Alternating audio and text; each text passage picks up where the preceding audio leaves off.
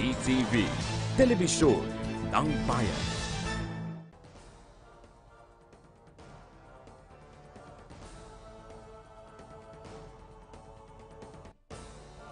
Good morning, Malacañang Press Corps and guest. Welcome sa press briefing ni Presidential Spokesperson Ernesto Abella. Good morning, sir. Good morning. This morning we are fortunate to have Secretary Fortunato Dela Peña. He's from the Department of Science and Technology. Prior to his appointment, he was Undersecretary of the DOST from 2001 to 2014, and he worked at the University of the Philippines as Vice President for Planning and Development for Small-Scale Industries. He's also chairman of the Department of Industrial Engineering and professional lecturer in industrial engineering. He was chair of the United Nations Commission on Science and Technology for Development from 2011 to 2012. Considering the fact that the Philippines is interested in furthering its space involvements, it's most welcome. Space technology development, big words. All right. We'd like to welcome our guest today, Secretary Fortunato Boy de la Peña. Please, sir. Thank you very much, Secretary Abella.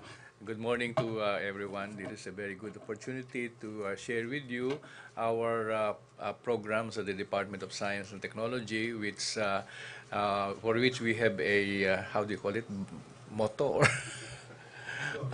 or science for the people. So the next slide will show us that there are actually four among the 10-point agenda of President Duterte where we think we can contribute from the sector of science and technology. And the first one, of course, for the first time in our history, a president has included the promotion of science, technology, and innovation in his priority agenda. The second one is increasing competitiveness. The third is promoting value chain development. And the fourth is investing in human capital. In all of this, we believe the science and technology sector and DOST in particular can contribute significantly. The next one, actually the basis for our new Philippine Development Plan, which we are happy to announce has been approved last February 20, is based on this, shall we say, policies of enhancing the social fabric, reducing inequality, and increasing the potential for growth. So all our programs are actually supportive of this. The next slide shows, actually this is a 12-item agenda in our plan, and there are first among these would be the research and development component. This is our biggest activity, one of our biggest activity, research and development, and we have categorized them into a number of categories. The first one is those that will address pressing problems. An example will be in the area of health self-sufficiency. We are expanding our drug discovery and development program together with the others like diagnostics development, biomedical engineering, malnutrition reduction, and early detection of disease outbreak. The next slide, still on pressing problems, we have this agenda on food and nutrition. We are still one of the countries in the region which has a very high incidence of malnutrition among children below 3 years old. The next one is an agenda. Richard, please, next slide, this is on the agricultural side, and our priorities are really, number one, reinvigorating the coconut industry through new technologies for replanting. And of course, we have been focusing now on how we can propagate and improve the variety of our native livestock like native chicken, native ducks, native pigs, because in the long run, we forecast that we will be depending a lot more on these native varieties. Of course, we are addressing disease prevention, particularly in the export commodities like abaca, banana, coconut, and papaya, and the increase of resiliency of our crops because of the environmental stresses caused by climate change. Another would be in the area of research and development for biodiversity and sustainable development. We have here, for example, our researches on mangrove rehabilitation, on indigenous forestry species, and maybe we should include here the coral reef restorations. The next would be in the area of transport.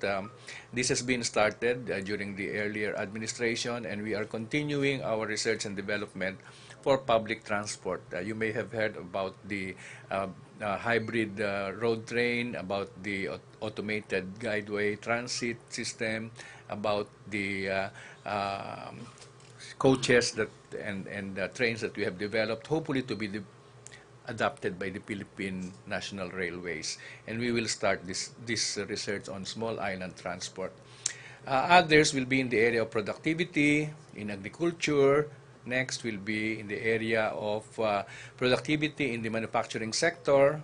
Next will be in the area of tapping and managing and storing renewable energy resources. So we are devoting R&D resources for that.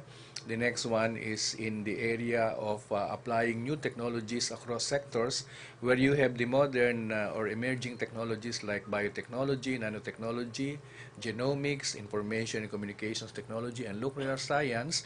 They can actually be applied in almost all sectors, from agriculture to health to industry to environment. And there are two new programs that we are launching. The program on artificial intelligence, because we foresee a growing market for artificial intelligence products, and the program on space technology development, which started with our launching in 2016 of Diwata 1, the first microsatellite of the Philippines, and actually cited by NASA as the poster child of microsatellites. Okay. The next would be a very big area of concern, and this is the disaster risk reduction and climate change. We are now in the full implementation of the Pag-asa Modernization Law. We are thankful about the support given to us, because DBM has allocated and given us the necessary budget to acquire the needed equipment. And of course, this area actually gets an allocation of about 1/4 of our R&D, itong climate change. Maybe just to emphasize the importance of this, we have a newly appointed Undersecretary for Disaster Risk Reduction in the person of Dr. Rene Solidum. We have Agenda 5, of course. These are the various research projects that you have here. The different names that you have there: hazard mapping, flood forecasting, and other technologies related to forecasting extreme weather conditions actually are can be summed up in the program NOAA, which has been turned over actually to the different agencies. We had the official turnover of the technologies last Monday. Then we have Agenda 6. Next, still on Agenda 5, we are, of course, rendering regular services through Pag-asa and through the PHIVOLCS in particular, on geologic and geophysical phenomena. So they actually prepare also our people for disasters caused by earthquakes, and they do studies about earthquakes, although, of course, earthquake is not yet easy to predict. Okay. The next one, still on disaster and climate change, we have the improvement in the weather prediction, in even in the preparedness for volcano, earthquake, and tsunami disasters, and the different development of spatial models for comprehensive land use planning, because we know that in planning for the use of land, you should know where the faults lie, okay, and where the hazards lie. In the next, you see we have a very long list of researches in climate change and disaster risk reduction. Next will be in the area of maximizing utilization of research results. through technology transfer or commercialization. Because we are investing much in research and development, we have to make sure that the results of research and development are utilized by the intended sectors or segments. So there are results of R&D. For example, they can be technologies, they can be products, they can be systems, they can be new information. And our targets are the other line agencies who are in the first place with us in deciding which research projects we will undertake. But when we have to roll them out, it should actually be through the line agencies also, whether it is in agriculture or health or industry. And here in the maximization of the results of R&D, you can see here an example is would be the outputs of our research on disaster risk management. The results are turnover, okay, in terms of flood, hazard, resource, and vulnerability maps to local government units. I was in Zamboanga last Thursday, and this was one of the things that we had to do to brief the LGUs, okay, regarding this.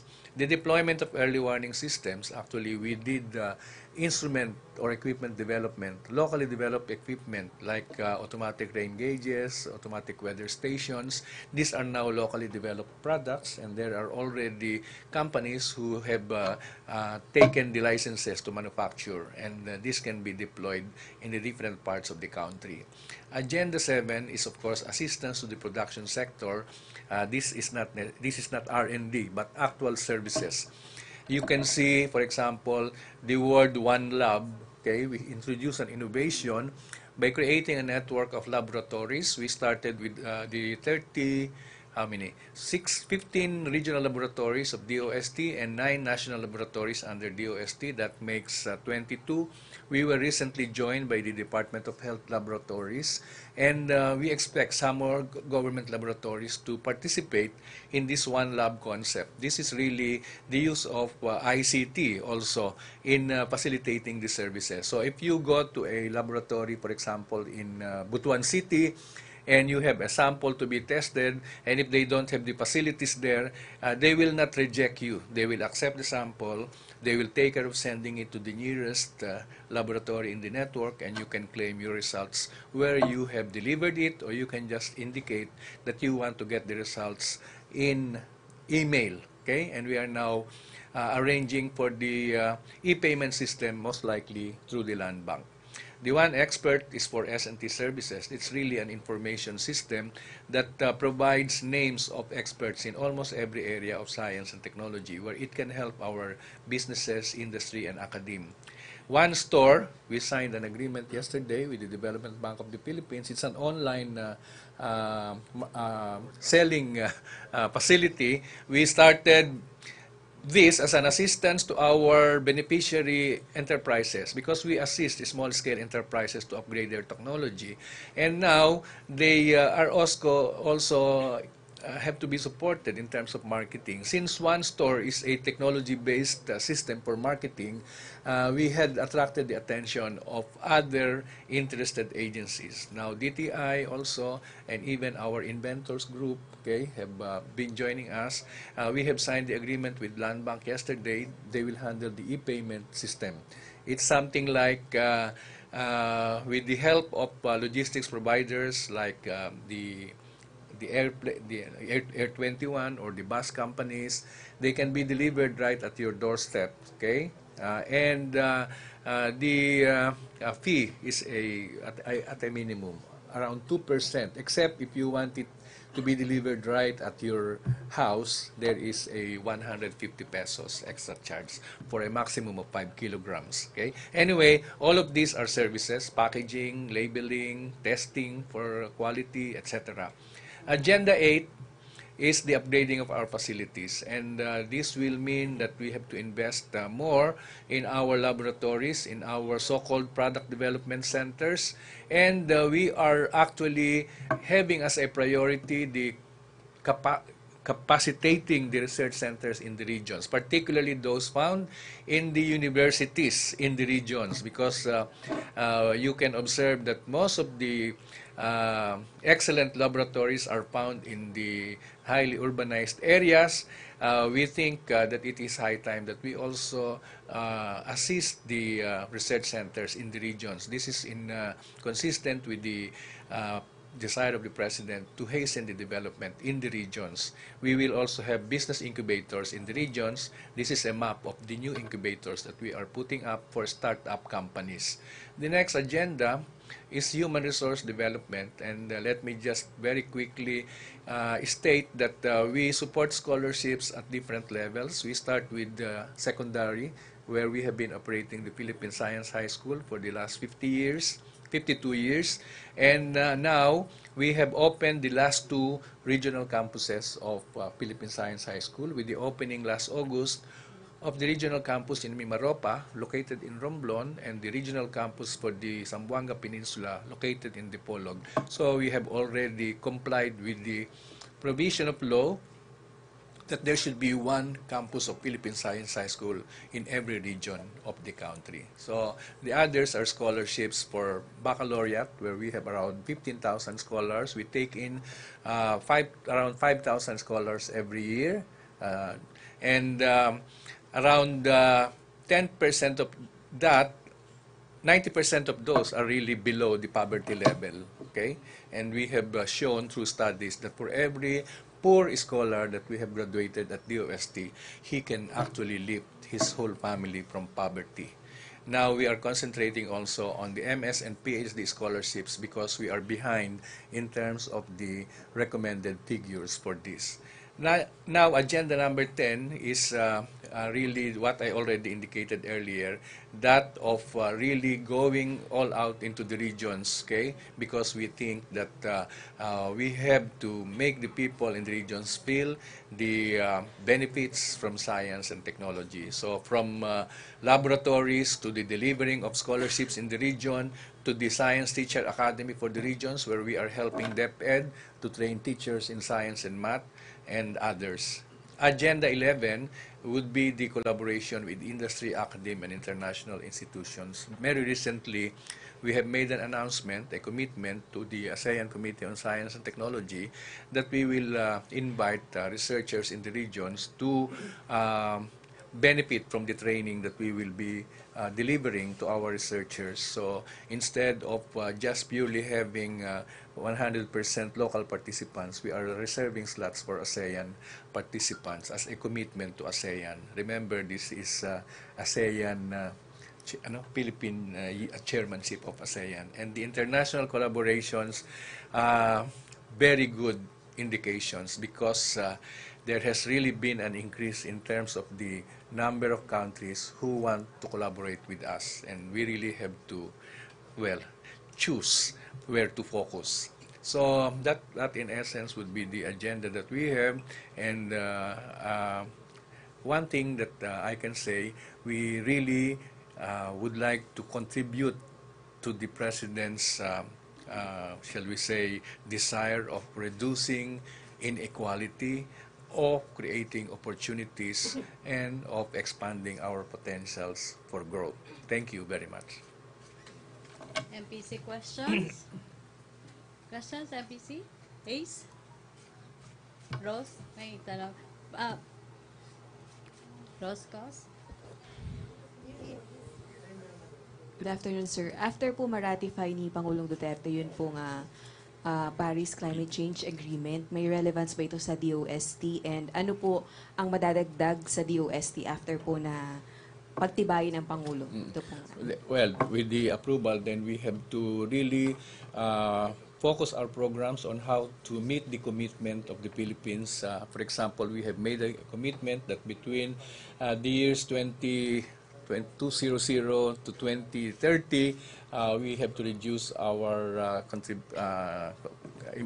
carbon emissions by 70%. That's really a big commitment, and so we have to intensify our research on renewable energies, on energy conservation, and on other areas where we think this is really more on energy use, on energy energy conservation, and of course, in terms of protecting the environment. So we have to improve our programs. Like, for example, in our assistance to small-scale enterprises, where before we enable them to acquire equipment for production, now we are opening the system to companies who want to improve, to change, let's say, from traditional energy source to renewable, so we can help them acquire the needed equipment. The same is true for the use of water. We can assist them if they want to install equipment or systems that can save water in their companies. So these are things that, of course, education will also be an important part. Ace Romero, Philippine Star. Secretary, the President previously revealed that there were debates regarding the climate deal.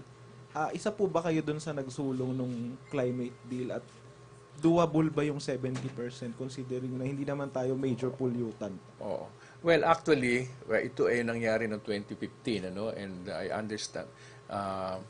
Mauumpisa lang ako sa inyo. Ako po'y nag-retire na noong 2014 at natawag uli ako ngayon 2016. So, yung mga nangyari noon, hindi ko alam ang detalye. But I understand that the DOST was a major participant in the development of our stand in the Paris Agreement, and so whatever difficulties we may encounter, we are bound to extend our support to that. So I think it is doable if all sectors will cooperate. Okay, isang tanong na lang po para sa akin. Clarification lang yung kay Director Solidum. He is now the Undersecretary for Disaster Risk Reduction and Climate Change Affairs. Pero sa FIBOX pa rin po siya. I am recommending that he be retained as officer in charge of Officer, FIBOX. pero papalitan po siya eventually. Maybe eventually. So hindi siya pwedeng concurrent. Hindi pwede. Kailangan isa lang ang kanyang position. So he's on pwede his, siya mag-OIC sa So he's FIBOX. on his way out sa FIBOX. Ha? Are we saying he's on his way out sa FIBOX? As Maybe FIBOX we chief. will have to wait and see. Kung kaya naman niyang hawakang pareho, it's possible na pwede naman as OIC, pero not forever. OIC. So pero para sa inyo dapat isa lang yung pwesto niya. Actually, dapat 2 tao yun. Opo. But then, he has so many ongoing programs in PBOLs na sa tingin ko, maganda kung medyo hawakan pa niya, even as OIC.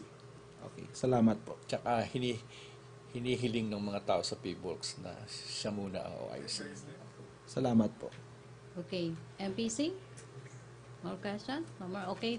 Thank you, Malacañang Press Corps. Thank you, Maraming DOST salamat. Secretary Fortunato Dela Peña, Presidential Spokesperson Ernesto Abella. Thank you po. Salamat. Would you like to stay for lunch? Yes. Okay. Good morning. As the good secretary has indicated that the president has intentions for nation building, we'd like to continue to give you updates regarding what is happening locally. Additional 1,000 jobs in roll-off in auto manufacturing.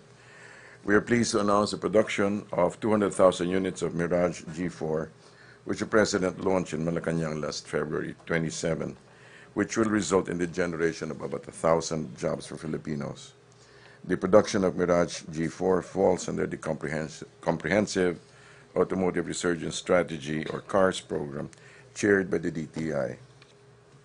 Also, regarding some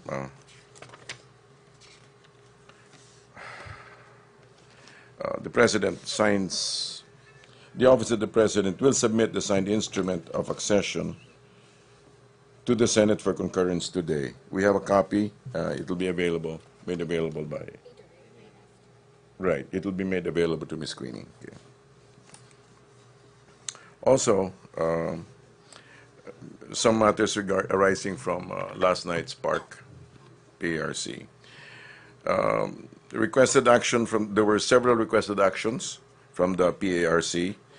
Number one, for the President to certify the genuine agrarian reform bill, or House Bill number 555, as urgent or as administrative. It was discussed last night, but Executive Secretary has said that it'll be for study and for complete staff work. Okay.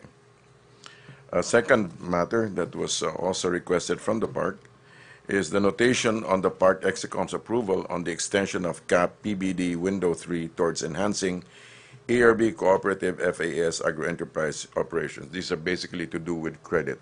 Okay.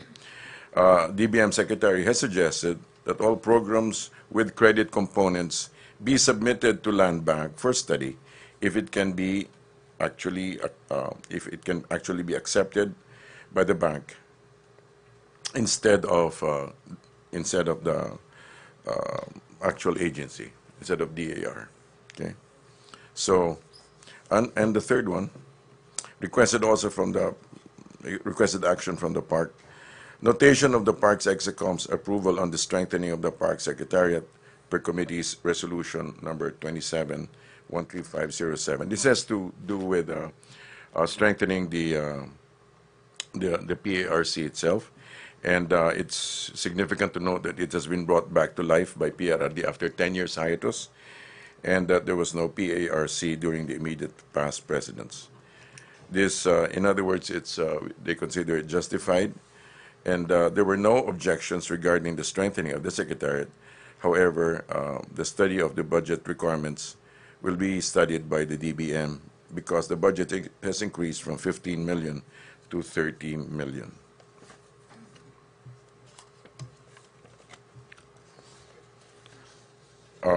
Just one last, regarding the meetup of the president with workers. Some quotes. After decades of consistent struggle against the epidemic of contractualization, workers may finally get their demand for its total prohibition, as the president in his first audience with worker groups Monday evening left no doubt that he's not only targeting ENDO, but indeed wants to categorically end all forms of contractualization involving middlemen agencies. The president also indicated that he was inclined to honor the request of labor to certify HB 4444 of Representative Raymond Mendoza as an urgent administration measure with certain provisions. As he commented, we were heartened by the pro-poor, pro-worker thinking of the president. We have not had this kind of bold, dramatic leadership in any previous administration before. The president was playing hardball and for keeps when he instructed the DOLE to issue a department order consistent with the agreements of the meeting and his directives that the policy is prohibition of both ENDO and agency contractualization and the restoration of direct hiring as the employment norm. Lastly, the president also assured the workers' group that he would be holding a separate meeting with the jeepney strikers who held the national strike on the controversial plan to phase out old jeepneys. It's significant to note that the 3-hour meeting was free-flowing, frank, and cordial, with the president applauded several times, and President Duterte staked his political capital on clear, unambiguous, principled positions that only a true reformer would take. Mendoza further commented, the safer path would have been for President Duterte to play safe and say balancing of interests. Instead, the president is blazing new trails so that other leaders will follow. We intend to track and monitor the government agencies who must now keep faith. We are open for a few questions. Questions, statement? Joseph Morong, GMA 7. Sir, kailan po yung meeting dun sa mga jeepney strikers? There's no definite date, but there will be there's no definite date yet, as far as I know. But it will be held. It will be held. Yes. Sir, ano lang, just a soundbite on bakit nag-decide si Presidente to meet the jeepney strikers personally, because I don't think it has happened in the past. Na the President himself would meet with, you know. Well, as the release said, it was an assurance that he would also listen to them because their own concerns were different from this DOLE. Question? Other issue? Maricel Halili, TV5. Yes, ma'am. Sir, just a clarification. So does it mean that the department order coming with regards to the contractualization, Yes. which was issued by the Labor Department, will be amended following the meeting? I think it will be. It's being facilitated, and there will be a few adjustments. So what's the instruction of the President to Secretary Bello with regards to that, sir? I think it's the president is supportive of both the contractualization. However, it needs to go through due process. Yeah, thank you. Sure. Yes, ma'am. Hannah, microphone please. Sir, regarding kay NIA Chief Peter Lavinia, Yes. ang sabi kasi ni CABSEC, nag-submit ng resignation. Sinasabi naman natanong namin yung mga tao sa labor group na nandoon sa meeting with the President, sinibak po siya ng Pangulo. So, sinibak po ba siya o nag-resign talaga si Peter Lavinia? Basahin ko na lang sa inyo yung statement magmumula sa CABSEC. Okay? Yes, sir. Sa Office of the CABSEC. NIA Administrator Peter Lavinia has tendered his resignation amidst attempts to vilify, discredit, and malign him, and to spare the President from any embarrassment due to these attempts. It is with deep regret that our office receives this news and wishes him well in his next endeavors. Sir, tinanggap na rin ng Pangulo, sir? Apparently. Okay. Walang dahilan, sir? Ang alin? Sinabi si Lavinia sa kanyang resignation. According to the statement, he did it. It was a proactive action on his part. Why daw, sir? As I read, it is. Okay. As I read, it is to spare the president from any embarrassments. Yes, Mr. Dexter Dexter. Ganibe. Just a follow-up, sir, dun sa Yes, sir. kay ni Chief Peter Lavinia. Noong Friday ng gabi sa launching ng Expanded Bangsamoro Transition Commission, sa kanyang speech binanggit ng Pangulo, and I quote yung transcript niya, "When I said there will be no corruption, there will be no corruption. As a matter of fact, I fired last night one taga Davao for simply making a remark about and making a gesture of his hand, parang humihingi yung gesture ng hand ng Pangulo. Sabi ko, he's out. And I told him, even a whip of corruption talagang tatanggalin kita." And your question? Is it Lavinia he's talking about? There's And no wala name. namang ibang nasibak sa pwesto. Okay. There's no mention made of a name, so let's leave it at that. Thank you. Next. Joseph, may follow-up? Joseph, Henry Uri, DZRH. Sir, pasensya na po para eksakto lang ho yung aming mailabas na balita. Opo. Kasi iba ho yung sinibak. Pag sinibak, ibig sabihin, naniwala ang Pangulo doon sa anomalya.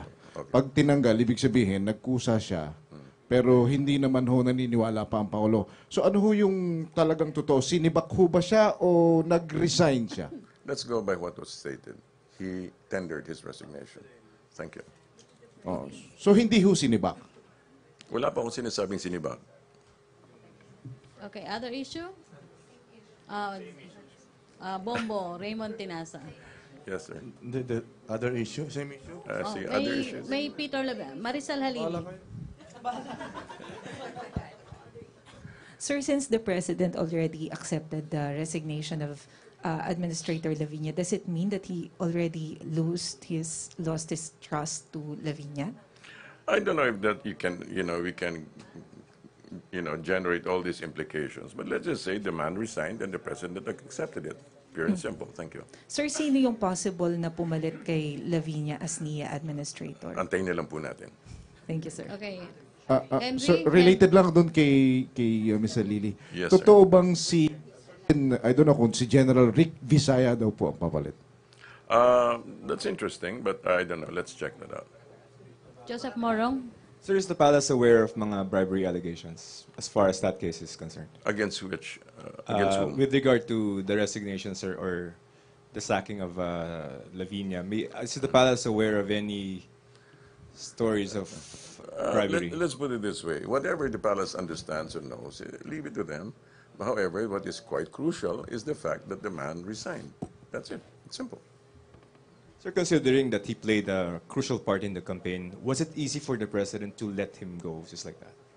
I suppose it has its own difficulties, but let's, a job is a job. The man resigned. Let's leave it at that.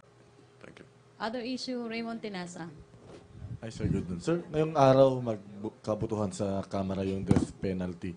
I understand one of the priority bill of the administration. With all the pressure being exerted by Congressman Alvarez, are you confident that the bill would finally hurdle all those against the proposed bill? As the president would say, he would let the Senate and let the House undergo its own process. Let's just wait how they... So you are advocating or allowing the vote of conscience to each member of the Congress? Are you asking me? Yes. I have no opinions. It's not my job. Okay. Dexter Ganibe, follow-up. Yes, sir. Related lang sa death. Makabayan Black, I don't know if they already filed this morning a resolution today urging President Duterte for appeal for executive clemency for OFW Jennifer Dalquez, who is facing execution in UE. Yes, that's a matter for the DFA, and we will refer to that. Okay. Ang Pangulo ang nire-request nila, sir, na mag-executive clemency, ang magre-request ng executive Okay. clemency. It will be the task of the DFA to further that request. Thank you, Thank Dexter. Laila Salaveria. Sir, good Yes, ma'am. afternoon. Related sa death penalty. Yes, ma'am. When the bill passes Congress, it will be sent to the President for his signature. Will Yes. he be okay signing a death penalty bill that does not include plunder? Because corruption is a major program of his administration. It will be his call. It will be his call to, I mean to say, whether you're asking him whether he'll be what? Okay with signing with a death penalty bill that does not include plunder. I wouldn't know what he would, how he would respond to it, but let's just wait for the process to unfold. Okay. But what is his position? What kind of crimes does he want to be punishable by death? Well, based on what do you call it? Based on the actual the way it's going right now, the Senate seems to feel that it should be focused only on illegal drugs. So, I don't know. The president has not made any comments regarding the matter. But the return of the death penalty was a major, parang a priority bill of his. He mentioned this during the campaign. That's right. So what does he really want? Actually? Well, he hasn't verbalized. He hasn't verbalized anything regarding the developments of the matter. Sir, on another topic. Yes, no problem. About the park meeting. Yes. Was the executive order on the moratorium on land conversion discussed? Because it was mentioned back in September, but wala pa rin yata. Regarding the land conversion, you're asking about that? It's a headline in your papers today, right? Okay. Okay, thank you. The Office of ES and CABSEC have separately convened into agency meetings to work on a draft executive order as a moratorium for the moratorium on acceptance of new applications for conversion of agri-lands. The fourth version is already with ES, and that's under study, and that should come out soon. Thank you. Thank you. AC Nichols.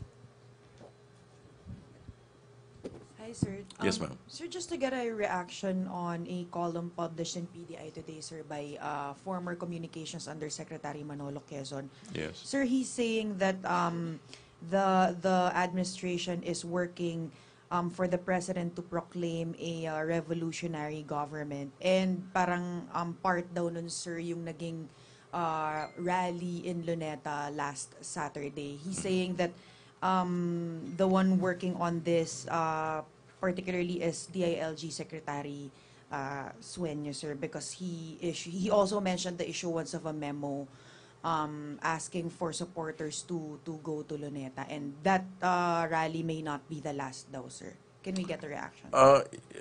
Let me clarify. The opinion writer was suggesting that it is intention of the administration to create a revolution government. Yes, sir. As it is, it already is revolutionary. It's operating out of the box. I don't think it's really necessary to create anything like that. He's saying that what the government wants is a type of government wherein the president, wherein there's a means for the president to permanently neutralize his critics, or any institution agonizing over constitutional checks and balances by abolishing existing legal framework of government. I think that's reading too much into what the President is doing. It's reading too much. Thank you. Thank you. Dexter Ganibe? Ayosek, may words na po ba tungkol dun sa meeting ni Pangulong Duterte kagabi kay COMELEC Chairman Bautista? So far none. Wala po akong ano. Wala po Kung ano yung napag-usapan. Wala po akong ano. I don't have any information regarding that. Okay. Okay, thank you, Dexter. Tina Mendez, Philippine Star. As a follow-up, sir, hindi ba medyo questionable yung timing ng meeting with the COMELEC chairman in view of reports na dun sa issue ng data privacy breach? Questionable ang alin po? Ang meeting with the president, why? What's the meeting? Well, I wouldn't know whether it's questionable or not, but if I go by his appointments, you know, some of these meetings just, you know, have been programmed like 2-3 months ago. So it's, you know, you can't really say. I mean, let's just put it, maybe it's destiny, all right? Sir, yung data breach was last year pa. Come again? Si Commissioner, si Chairman Bautista is facing possible charges of data privacy breach. Last year pa yun. Okay. Well, I cannot read any implications right now. I can check. I can find out. Sir, why was he called for a meeting? Usually, it's not the president who calls. It's usually somebody who applies for an appointment. So, Chairman Bautista asked for the meeting? I'm not sure. He probably did. Maybe. Okay, questions? Okay? Okay, thank you, Presidential Spokesperson Ernesto Abella. Maraming Thank you, salamat po. Thank you, Malacañang Press Corps. Thank you, DOST Secretary Fortunato Dela Peña. Back to our main studio sa Radyo ng Bayan at PTV4. Hmm?